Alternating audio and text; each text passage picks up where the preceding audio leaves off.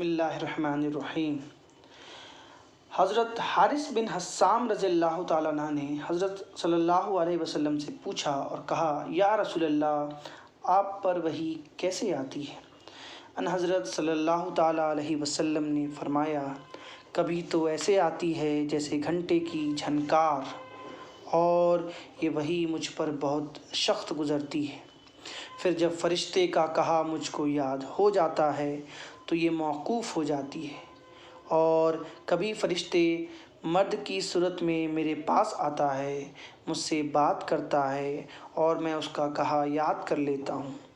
حضرت عائشہ رضی اللہ تعالیٰ نے کہا، میں نے ان حضرت صلی اللہ علیہ وسلم کو دیکھا، کڑکڑاتے جاڑے کے دن آپ صلی اللہ تعالیٰ علیہ وسلم پر وحی اترتی، پھر موقوف ہو جاتی، اور آپ صلی اللہ تعالیٰ علیہ وسلم کی پیشانی سے پسینہ پھوٹ نکلتا۔